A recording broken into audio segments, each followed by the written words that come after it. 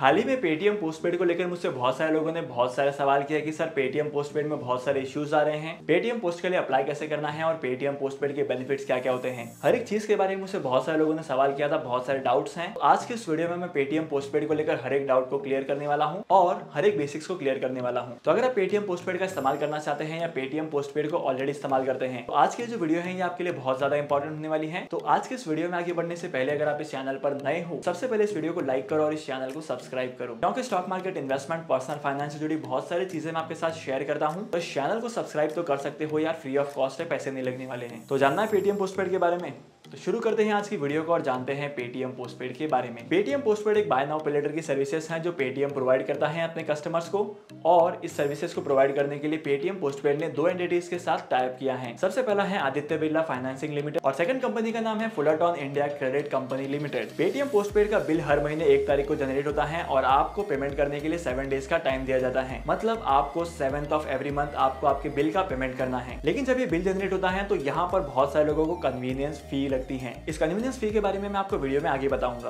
Paytm ने Paytm postpaid की services 2019 में स्टार्ट की थी और 2019 के बाद अभी धीरे धीरे पेटीएम ने अपनी सर्विसेज को बहुत ही ज्यादा डेवलप किया है और अपने कस्टमर के लिए बहुत ही ज्यादा बेनिफिशियल बनाया है। अगर आपके पास पेटीएम पोस्टपेड एक्टिवेटेड है तो मैं आपको एक फ्री एडवाइस देता हूँ। चलो मान लेते हैं कि आपको पैसे की कभी जरूरत पड़ती है तो आप पेटीएम पोस्टपेड के QR कोड पर पेमेंट करवाकर वहां से कैश ले सकते हैं। इस टेक्निक का इस्तेमाल मैंने बहुत बार किया है। मुझे जब भी पैसों की जरूरत पड़ी है 1000, 2000, 5000 जितने का भी अमाउंट है, ये अमाउंट मैंने पेटीएम के QR कोड पर ट्रांसफर करवाया और इसको कैश में कन्वर्ट करवा लिया। इस टेक्निक का इस्तेमाल आप भी कर सकते हैं। टेक्निक अच्छी लगी तो मुझे कमेंट सेक्शन में जरूर बताना। पहले पेटीएम पोस्टपेड में 3 तरीके की सर्विसेज अवेलेबल थी। सबसे पहली सर्विस अवेलेबल थी लाइट, सेकंड सर्विस अवेलेबल थी इलाइट और थर्ड सर्विस अवेलेबल थी डिलाइट। लेकिन आपको पेटीएम की कौन सी सर्विस चाहिए ये आपके हाथ में नहीं था, ये डिसाइड करती थी पेटीएम कंपनी, जो कि डिसाइड होता था आपके क्रेडिट स्कोर के ऊपर। अगर आपके क्रेडिट स्कोर 700 से कम है तो आपको जो है वो कन्वीनियंस फी वाली या आपको लाइट सर्विसेज प्रोवाइड की जाती थी। लेकिन आपका क्रेडिट स्कोर अच्छा है तो आपको डिलाइट या इलाइट की सर्विसेज प्रोवाइड की जाती है, जहां पर क्रेडिट कार्ड की लिमिट जो है वो 1 लाख रुपीज तक होती थी।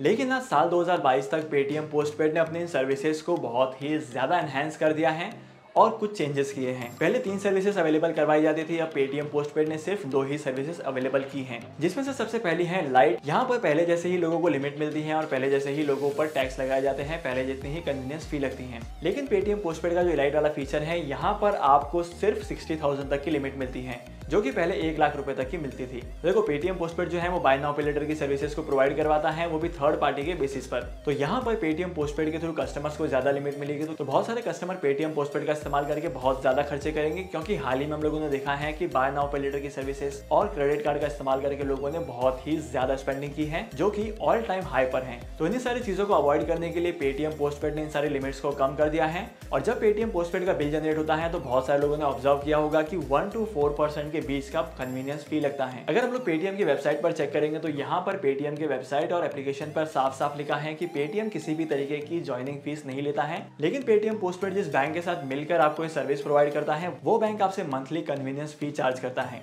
और ये कन्वीनियंस फी 1% से लेकर 4% के बीच हो सकती है। लेकिन यहाँ पर ये स्पेसिफाइड नहीं है कि 1% किसे लगेगी, 4% किसे लगेगी। खाली एक क्राइटेरिया दिया है कि 1% से लेकर 4% के बीच में कन्वीनियंस फी लगेगी। चलो मान लेते हैं कि मैंने 100 रुपए की स्पेंडिंग की है तो मुझे यहाँ पर बिल में कन्वीनियंस फी देनी पड़ेगी 4 रुपए की। मैंने लास्ट टाइम जोमेटो पर ऑर्डर किया था, जहाँ पर 240 रुपीज का मैंने पेमेंट किया था और मेरा जो बिल है वो 250 रुपीज का आया था। मतलब इसकी वजह से मेरा खर्चा ही बढ़ रहा था। लेकिन अगर मैं कन्वीनियंस फी को छोड़कर बाकी सारे एक्सपेक्ट की बात करूँ तो बाकी सारे फीचर्स पेटीएम पोस्टपेड के बहुत अच्छे हैं। पेटीएम पोस्टपेड का इस्तेमाल आप QR कोड्स पर कर सकते हैं। इसी के साथ साथ आप ऑनलाइन शॉपिंग करते हैं तब भी आप पेटीएम पोस्टपेड का इस्तेमाल कर सकते हैं। बहुत सारे कैब बुकिंग की सर्विसेज में पेटीएम पोस्टपेड का इस्तेमाल कर सकते हैं। इवन अगर आप ग्रोसरीज भी ऑर्डर कर रहे हैं किसी वेबसाइट का इस्तेमाल करके, जियो मार्ट से, रिलायंस से या डी मार्ट से ऑर्डर करते हैं, तो यहाँ पर भी आप पेटीएम पोस्टपेड का इस्तेमाल कर सकते हैं। इतने सारे ऑप्शन होने की वजह से आपको आपके पैसे को मैनेज करना काफी ज्यादा आसान हो जाता है। तो इन शॉर्ट पेटीएम पोस्टपेड की सर्विसेज काफी अच्छी हैं। लेकिन मैंने हाल ही में बहुत सारे ऐसे केसेस में देखा है कि बहुत सारे लोग पेटीएम पोस्टपेड की सर्विसेज को बंद करवा रहे हैं।